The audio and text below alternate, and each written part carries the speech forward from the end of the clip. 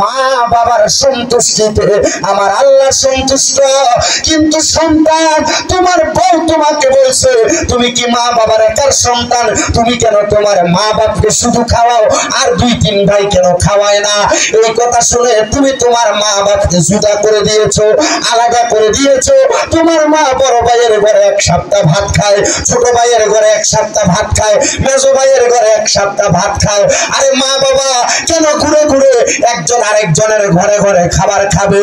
মা বাপ তো তোমাকে জন্ম দেয় নাই, মা বাপ জন্ম দিয়েছে। সন্তান, তুমি তোমার আম্মা আব্বার বৃদ্ধা বয়সে আম্মা আব্বাকে যত্ন করবা, আম্মা আব্বাকে লালন পালন করবা, নাকি তুমি তোমার মা বাবাকে এমন আলাদা করে? ও মুসলমান, বলছিলাম ওই ব্যবসায়ী ভাইদের কথা যারা দ্রব্য মূল্যের দামটা বাড়ায় দেয়। আমি বলবো ও সোনার বাংলাদেশের ব্যবসায়ী ভাইরা, রমজান মাসে যদি তুমি জান্নাত পাইতে চাও, গত জীবনে কত পাপ করেছো তুমি নিজেও জানো না। যদি জান্নাতকে অতি সত্বর তুমি তোমার কাছে বানাইতে চাও, এখন থেকে অল্প লাভের মাধ্যমে, সীমিত লাভের মাধ্যমে তুমি তোমার দ্রব্য বিক্রি করো। মানুষকে হয়রানি করবা না, দ্রব্য মূল্যের ঊর্ধ্বগতি দামটা বাড়ায়া গরিব দুঃখীদেরকে কষ্টের মধ্যে ফেলবা না। এবার বলেন বাবাজিরা, আমরা সবাই এমন ভালো ভালো কাজের মাধ্যমে আমাদেরকে আল্লাহ তাআলার কাছে সাচ্চা পাক্কা বান্দা বানাইতে চাই কি চাই না? ওই সাচ্চা পাক্কা বান্দা যারা হবে, ওই বান্দাদের পরিচয় কবরে যাওয়ার পর 2টা। কয়টা? ওই বান্দাদের পরিচয় কবরে যাওয়ার পর 2টা। 1 নাম্বার পরিচয় বান্দা জান্নাতি, 2 নাম্বার পরিচয় বান্দা জাহান্নামী। আল্লাহ গো, জান্নাতি এবং জাহান্নামী কারা, এদের পরিচয় কি আপনি আল্লাহ পাক রব্বুল আলামিন আমাদেরকে জানায়া দেন না? আমার আল্লাহ তাআলা জান্নাতি এবং জাহান্নামী বান্দাদের পরিচয় দেয়। লা ইয়াসতাবি আসহাবুন নারি ওয়া আসহাবুল জান্নাহ, আসহাবুল জান্নাতি হুমুল ফাইজুন। আমার আল্লাহ বলে, যারা দুজকি যারা বেহেশতি তারা একরকম,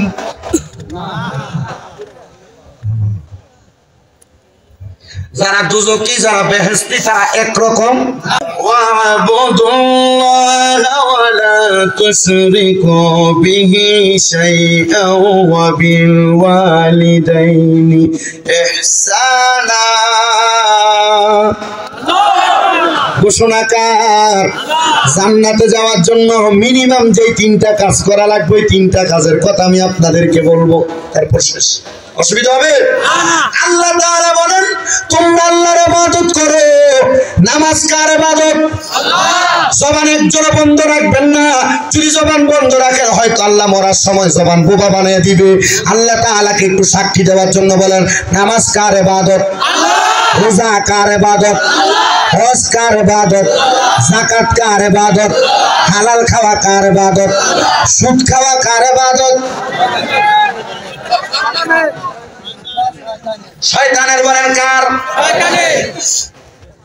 এজন্য আল্লাহ তাআলা আদেশ করেন ওয়াবুদুল্লাহ, তোমরা আল্লাহর ইবাদত করো, ওয়ালা তুশরিকু বিহি শাইআ, এবং তোমরা আল্লাহর সঙ্গে কোনো কিছুর মধ্যে শিরিক করবা না। আমরা আল্লাহর ইবাদত করি, আল্লাহ ছাড়া কারোর ইবাদত করি না। আমরা আল্লাহর ইবাদত করি, আল্লাহ ছাড়া কাউকে সিজদা দেই না। আমরা আল্লাহর কাছে চাই, আল্লাহ ছাড়া কারোর কাছে চাই না। তবে একটা মুসলমান মনে রাখবেন, ওই আল্লাহর ইবাদত করে আল্লাহর সঙ্গে শিরিক না করে যখন আপনি দুনিয়াতে চলাফেরা করবেন, আপনাকে জান্নাতে যাওয়া কেউ ঠেকাইতে পারবে না। তবে একটা কথা মনে রাখবেন, তাফসীরে কানজুল ঈমান নূরুল ইরফানের মধ্যে আহমদ ইয়ার খান নঈমী রাহমাতুল্লাহ আলাইহি বর্ণনা করে, আমি আমার উস্তাদকে প্রশ্ন করলাম, হুজুর আপনি বলেন না আল্লাহর ইবাদত করলো আল্লাহর সঙ্গে শিরিক করলো না, তার বাড়ির মধ্যে মা বাবা আছে, এদেরকে ভাত দেয় না, আল্লাহ এর নামাজ কি কবুল হবে? উনি বলছেন না না, এর নামাজ আল্লাহর কাছে কবুল হবে না। এর রোজা কি কবুল হবে? না, কবুল হবে না। এর হজ কি কবুল হবে? না, কবুল হবে না। এর যাকাত কি কবুল হবে? না, কবুল হবে না। এর যত ইবাদত করুক না কেন কোনো কিছু আমার আল্লাহ তাআলার কাছে কবুল হবে না। কারণ কি? কারণ কি? কারণ ওই বান্দা ইবাদত কবুল যিনি করবে ওই আল্লাহরই তো নারাজ করে রেখেছে। বলে কেন? কেন? কারণ আমার নবী বলেন রিদা রব্বি ফি রিদাল ওয়ালিদাইন। মা বাবার সন্তুষ্টিতে আমার আল্লাহ সন্তুষ্ট। কিন্তু সন্তান, তোমার বউ তোমাকে বলছে তুমি কি মা বাবার একার সন্তান, তুমি কেন তোমার মা বাপকে শুধু খাওয়াও আর 2-3 ভাই কেন খাওয়ায় না? এই কথা শুনে তুমি তোমার মা বাপকে জুদা করে দিয়েছো, আলাদা করে দিয়েছো। তোমার মা বড় ভাইয়ের ঘরে 1 সপ্তাহ ভাত খায়, ছোট ভাইয়ের ঘরে 1 সপ্তাহ ভাত খায়, মেজো ভাইয়ের ঘরে 1 সপ্তাহ ভাত খায়। আরে মা বাবা কেন ঘুরে ঘুরে একজন আরেকজনের ঘরে ঘরে খাবার খাবে? মা বাপ তো তোমাকে জন্ম দেয় নাই, মা বাপ জন্ম দিয়েছে। সন্তান, তুমি তোমার আম্মা আব্বার বৃদ্ধা বয়সে আম্মা আব্বাকে যত্ন করবা, আম্মা আব্বাকে লালন পালন করবা, কিংবা কি তুমি তোমার মা বাবাকে এমন আলাদা করে দিয়েছো? আরে মা বাবার কাছে আজকে কাম থেকে বাড়িতে যা মাপ চাইবা আর বলবা, ও আম্মা, ও আব্বা, আল্লাহর রাস্তায় আমাকে মাফ করে দাও। আর আপনি ঘরে ঘরে হেঁটে হেঁটে খাবার খাওয়া লাগবে না, এখন থেকে এক করে খাবার খাবে। 2-3-4 ভাইয়ের মন চাইলে 2-3 ঘর থেকে তরকারি আপনার সামনে দিবে, আপনি খাবেন। আর যদি না দেয়, আমি সন্তান একাই আপনার ভরণ পোষণের দায়িত্ব নিলাম। সন্তান রে, এই কথা যদি তুমি তোমার মাকে বলতে পারো, তোমার আব্বাকে বলতে পারো, আমার একটা বিশ্বাস, তুমি সন্তানের কামাই রুজির মধ্যে বরকত আল্লাহ বাড়িয়ে দিবে। তুমি সন্তানের রোজগারের মধ্যে বরকত আল্লাহ বাড়িয়ে দিবে, অভাব দূর করে দিবে, বিপদ আপদ থেকে আল্লাহ হেফাজত করবে। কিন্তু তুমি সন্তান তো তোমার মা বাপকে এমন কথা বলো না। সন্তান, রোজা আসতেছে, তোমার ইবাদত কবুল হবে না যদি তাদের মনে কষ্ট থাকে। নামাজ পড়ে ইবাদত কবুল হবে না যদি তাদের মনে কষ্ট থাকে। জানি না রে, আজকে কে জানি এদের মনে কষ্ট দিয়ে আজকে দরইলের মাহফিলে বসে গেছে।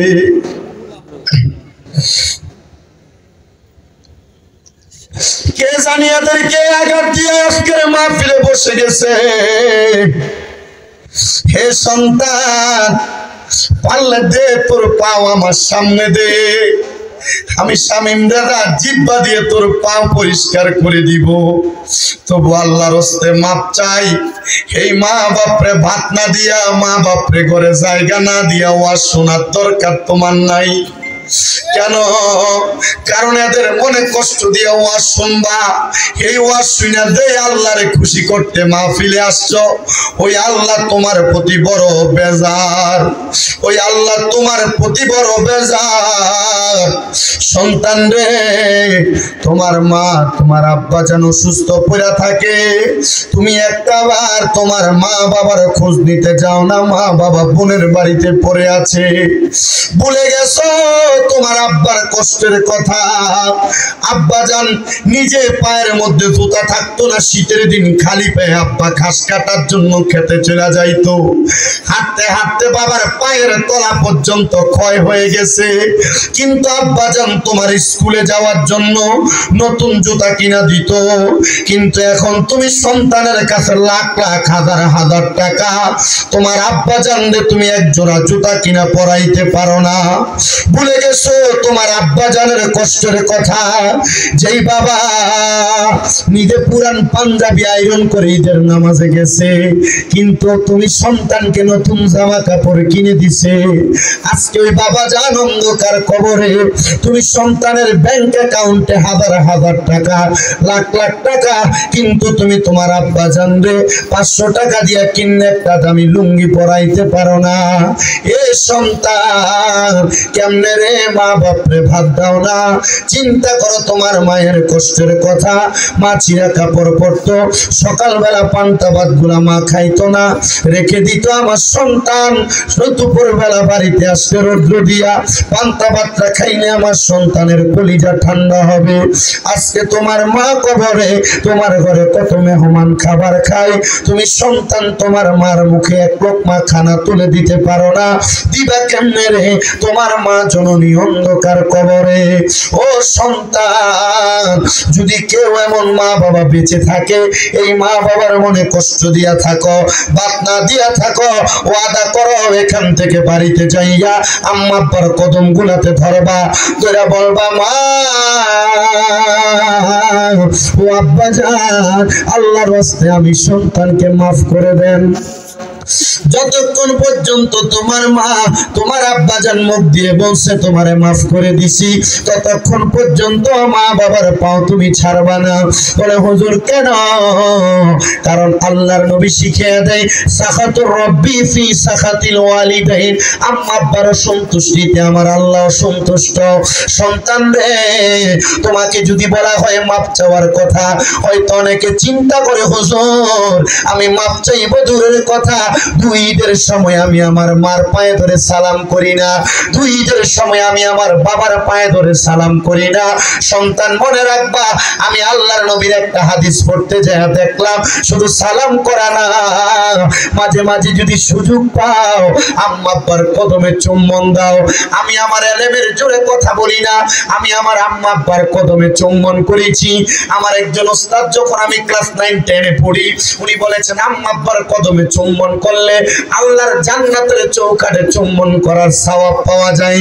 কিন্তু আমি জিজ্ঞেস করলাম হুজুর আল্লাহর জান্নাত তো আমি পাবো কিনা জানি না, তবে দুনিয়াতে মায়ের কদমের নিচে বেহেশত আছে এটা আমি জানি। এই জন্য আমার ওস্তাদ আমাকে বলার কারণে আমি ওই সময় আম্মা আব্বার কদমে চুম্বন দিয়ে এখানে চলে আসছি। রে বাবারা, সন্তানের দল মা বাবার কাছে ক্ষমা চাইবা, কিন্তু অনেকে চিন্তা করে হুজুর আমি কার কাছে মাপ চাইবো? যাদের বাড়িতে বাবা আছে তারা বাড়িতে যে বাবার পায়ে ধরে মাপ চাইবে। আমার তো বাবা না, আমি কার পায়ে ধরে মাপ চাইবো?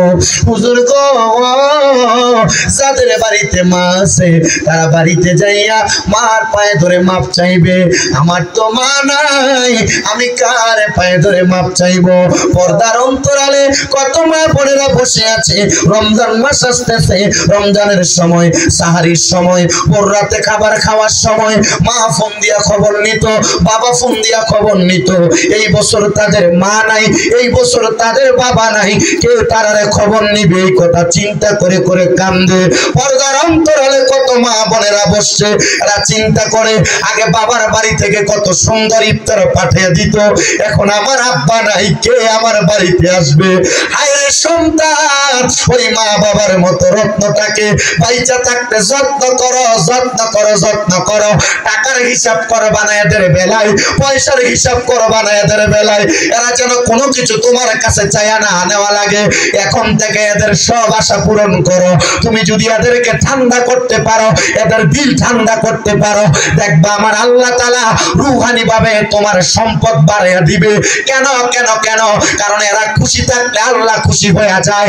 সন্তান রে, জিজ্ঞাসা করে সন্তানদেরকে, যাদের আব্বা নাই আম্মা নাই, এরা চিন্তা করে হুজুর রমজান আসতেছে, এমন সময় তো গেছে আমরা রমজান মাসে ভালো কোনো খাবার খাইতে পারি নাই, আমার মা বাপ খাইতে পারে নাই, কিন্তু আমাদেরকে দামি খাবার দিয়া গেছে, সম্পদ দিয়া গেছে, এখন আমরা দামি খাবার খাই, কিন্তু আমাদের মা বাবা দুনিয়াতে নাই। আল্লাহর নবী রাহমাতুল লিল আলামিন নবী বলেন, হযরতে আবু সাঈদ খুদরি রাদিয়াল্লাহু তাআলা আনহু হাদিস বর্ণনা করে বলেন, নবীজি যখন একদিন আমি দেখলাম হজ করতে যাইয়া একটা খেজুর মুখের সামনে নিয়া আমার নবীজির চোখ মোবারকের মধ্যে চোখের পানি বেয়ে বেয়ে পড়তেছে। প্রশ্ন করলাম, আল্লাহর হাবিব সাল্লাল্লাহু আলাইহি ওয়াসাল্লাম আপনি কেন প্রথম রোজার দিন ইফতার সামনে নিয়ে খেজুর মুখে দেন নাই, আপনি চোখের পানি ফেলে ফেলে কান্না করেন? আল্লাহর হাবিব সাল্লাল্লাহু আলাইহি ওয়াসাল্লাম বলে, নবী আমি ঘোষণা করতেছি শোনো, দুনিয়ার জমিনে কেউ যদি প্রথম ইফতারটা সামনে নিয়ে আমার আল্লাহর কাছে নিজের জন্য কোনো দোয়া করে, আমার আল্লাহ তাআলা তার দোয়াটা কবুল করে নেয়। নবী আপনি কার জন্য দোয়া করেন? আমার নবী চোখের পানি ছেড়ে দিয়ে বলেছে, আমার গুনাহগার গরিব গরিব উম্মতদের জন্য আমি নবী দোয়া করি। নবী কেন গো, কেন গো, কেন আপনি দোয়া করেন? নবী বলতেছে, এমন একটা সময় আসবে এরা দুনিয়ার জমিনের মধ্যে অভাবের কারণে ইবাদত করতে পারবে না, অভাবের কারণে ভালো ইফতার যোগান দিতে পারবে না। নবী বলে আমি দোয়া করে দিলাম আল্লাহ তাআলা যেন দুনিয়ার দামি খাবার যদিও তাদেরকে না জুটায়, তাদেরকে যেন আখিরাতের মধ্যে জান্নাতি খাবারের ব্যবস্থা করে দেয়।